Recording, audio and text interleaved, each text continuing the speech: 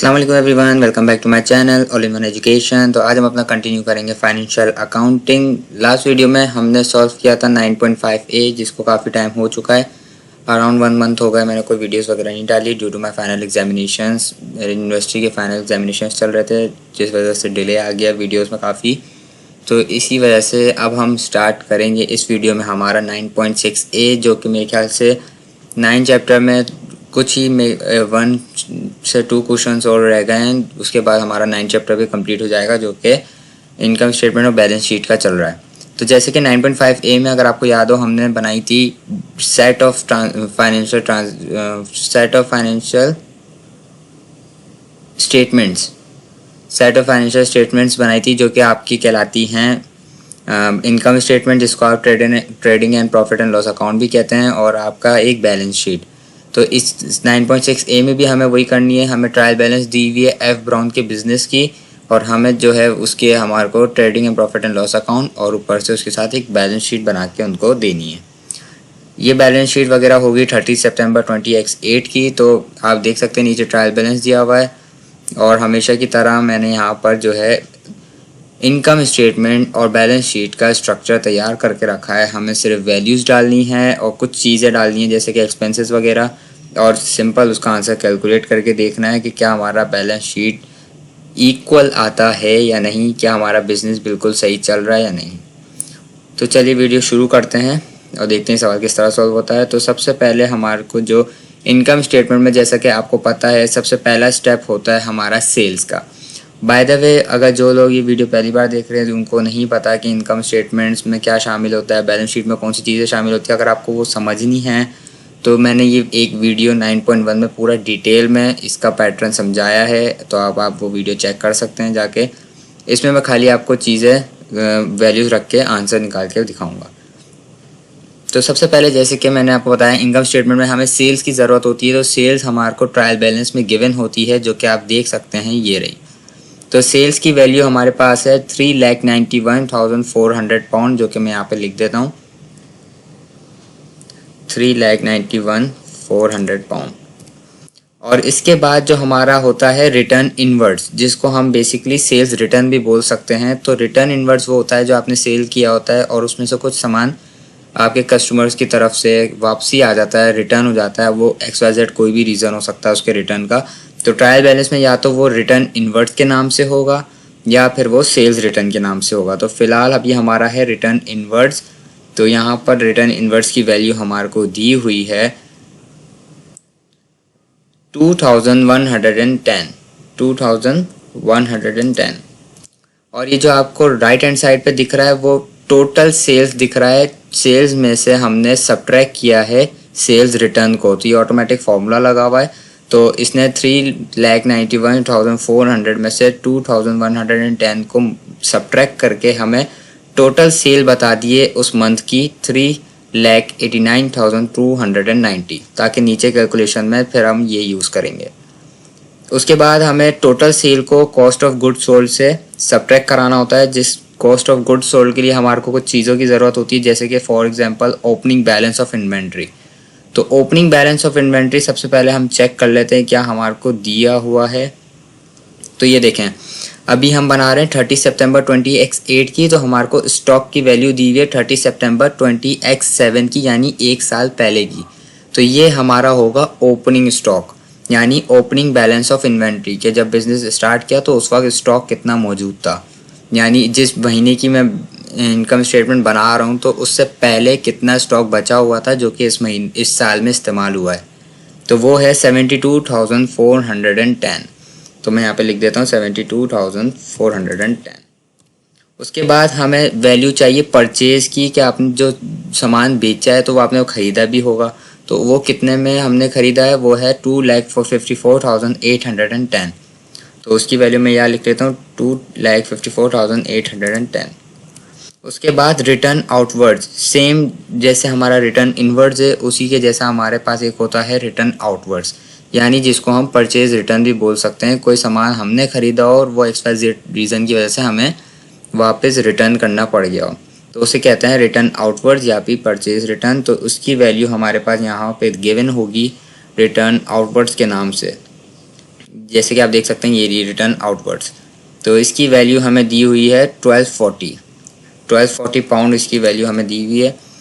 ये ऑटोमेटिक फॉर्मूले लगे हुए हैं, आपको यहाँ पे दिख रहा होगा कि कौन सी चीज़ प्लस हो रही है, जिस पर कुछ मेंशन नहीं है वो चीज़ ऐड हो रही होती है, और सब्ट्रैक्ट को हम यहाँ पे ये माइनस से शो करा रहे होते हैं कि ये चीज़ ऊपर वाली से सब्ट्रैक्ट हो रही है। उसके बाद हमारे पास क्लोजिंग बैलेंस ऑफ इन्वेंट्री, यानी जिस महीने की आप, जिस साल की आप ये इनकम स्टेटमेंट बना रहे हैं उसके बाद आपके पास कितना स्टॉक बच गया है, तो वो वैल्यू हम सब्ट्रैक्ट कर देते हैं 89,404, क्योंकि उसका इस साल की इनकम स्टेटमेंट से कोई लेना देना नहीं है, वो अगले साल यूज़ होगी, तो इसलिए उसको हम पहले ही सब्ट्रैक्ट कर लेते हैं। उसके बाद आपका कैरेज इनवर्स की वैल्यू हमारे को इधर गिवन होगी। कैरेज इनवर्स की वैल्यू है 760 pound. Carriage inverse is just like a delivery charges. ये मैंने आपको ये भी पूरा डिटेल में बताया है पुरानी वीडियोस में। तो हमारा जो ग्रॉस प्रॉफिट आया है वो कॉस्ट ऑफ गुड्स सोल्ड को सब्ट्रैक्ट कराया हमने टोटल सेल्स में से, यानी 3,89,290 में से 2,37,336 को जब सब्ट्रैक्ट किया तो हमारे पास वैल्यू आई है 1,51,954। ये आपका ग्रॉस प्रॉफिट है। अब इसमें से हमें अपने अखराजात निकालने हैं ताकि हमारा नेट प्रॉफिट आ सके। तो अखराजात को हम बोलते हैं एक्सपेंसेस, जो कि सब्ट्रैक्ट होते हैं। तो सारे एक्सपेंसेस हम पहले देख लेते हैं कि कौन कौन से हमारे को गिवन है। तो सबसे पहला एक्सपेंस जो मुझे यहाँ पे दिख रहा है, सबसे पहला एक्सपेंस है मेरे पास कैरेज आउटवर्ड्स। तो सबसे पहला एक्सपेंस है कैरेज आउटवर्ड्स। तो मैं यहाँ पे लिख देता हूँ कैरेज आउटवर्ड्स। कैरेज आउटवर्ड्स की वैल्यू मेरे पास गिवन है 2,850 पाउंड। 2,850 पाउंड। उसके बाद मेरे पास अगला जो एक्सपेंस है वो है मोटर एक्सपेंस, उसी के नीचे लिखा हुआ है, जिसकी वैल्यू है 1490 मोटर एक्सपेंस। Motor expense. उसके बाद आपके पास जो अगला एक्सपेंस गिवन है वो आपका है रेंट एक्सपेंस, जिसकी वैल्यू है 8,200 पाउंड। 8,200 pound rent expense. उसके बाद अगला एक्सपेंस उसी के नीचे गिवन होगा टेलीफोन चार्जेस 39,600, बल्कि टेलीफोन चार्जेस आपके हैं 680 आपके टेलीफोन चार्जेस हैं।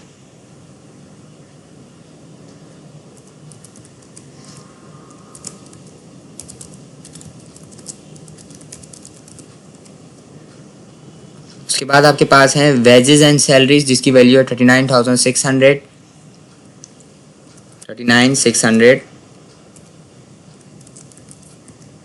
Salaries and wages. उसके बाद अगला एक्सपेंस है आपके पास इंश्योरेंस एक्सपेंस, जिसकी वैल्यू है 745।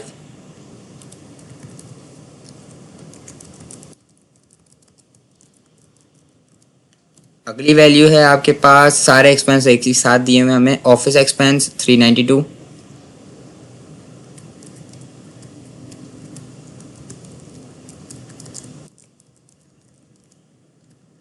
उसके बाद हमारे पास आ गया सनराइज एक्सपेंस, जिसकी वैल्यू है 216। Sunrise expense. तो इस सारे एक्सपेंसेस को जब हमने ऐड किया तो उसका टोटल बना है 54,173, जो कि आप बराबर में राइट हैंड साइड वाले कॉलम में देख सकते हैं। तो जब हमने इसको ग्रॉस प्रॉफिट से सब्ट्रैक्ट किया है तो हमारा जो नेट प्रॉफिट है वो आया है 97,781 पाउंड, उस साल का जो हम खर्च कर सकते हैं, जो हमारे बिजनेस ने हमें जनरेट करके दिए हैं, वो हमारे ज़ाती पैसे, हम उसके साथ कुछ भी कर सकते हैं। तो 97,781 नेट प्रॉफिट आया, जो कि हमारा बैलेंस शीट में यूज़ होगा। तो चलते हैं बैलेंस शीट की तरफ। तो ये बैलेंस शीट का स्ट्रक्चर और ये बेसिक फॉर्मूलाज जो अभी तक हमने यूज़ किए हैं वो सारे गिवन है आपको एक बॉक्स के अंदर।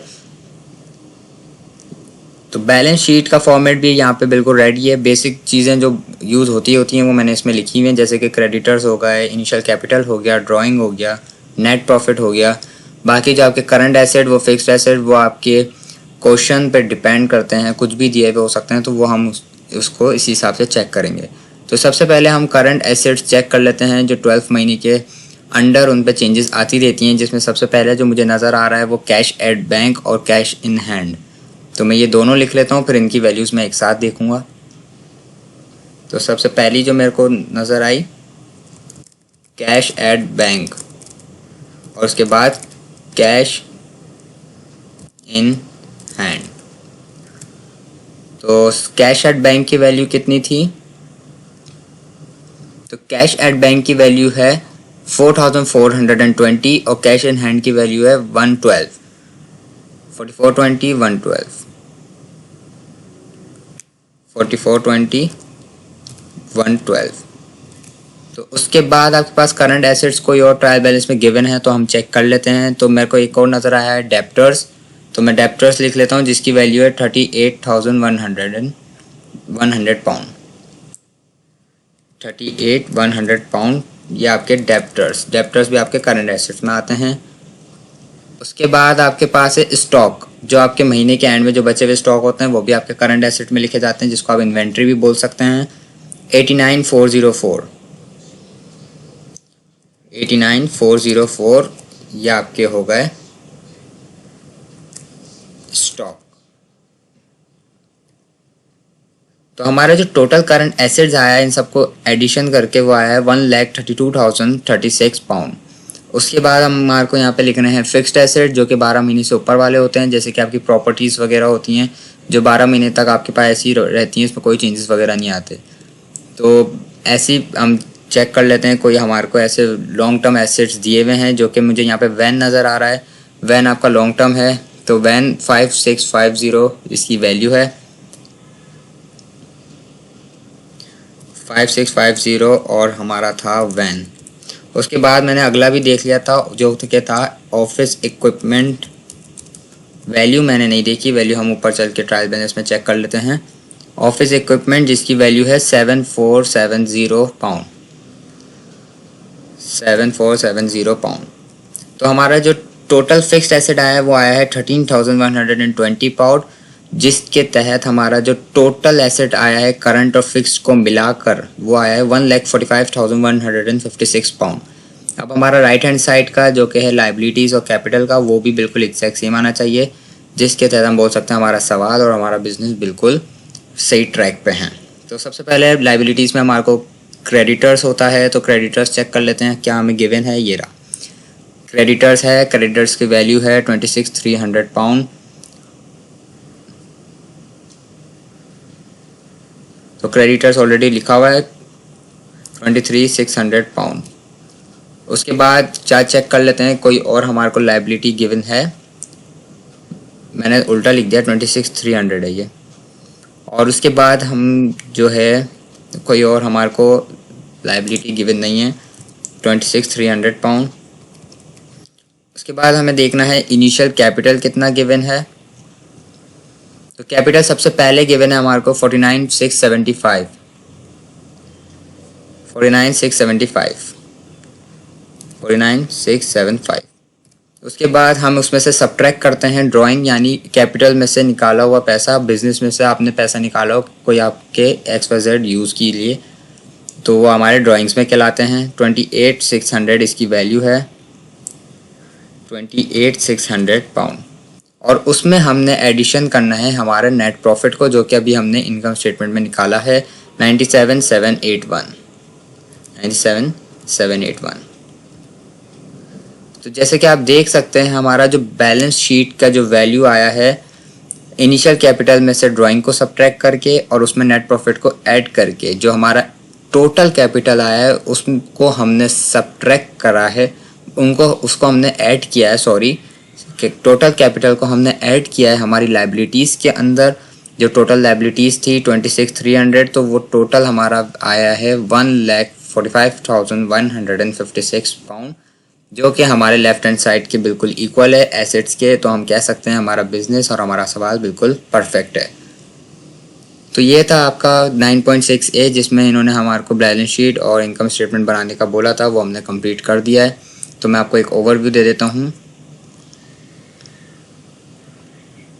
ये आपका क्वेश्चन था 9.6A और इसी में आपकी नीचे trading and profit and loss account, ये आपके फॉर्मूलाज और ये आपकी बैलेंस शीट। होपफुली आपको वीडियो पूरी समझ आ गई होगी। मिलते हैं नेक्स्ट वीडियो में 9.7 में। तब तक के लिए अपना ख्याल रखें, चैनल को सब्सक्राइब कर दें, बेल आइकन को हिट कर दें ताकि जब कोई अगली वीडियो है उसका नोटिफिकेशन आपको आ जाए। तब तक के लिए अल्लाह हाफिज़।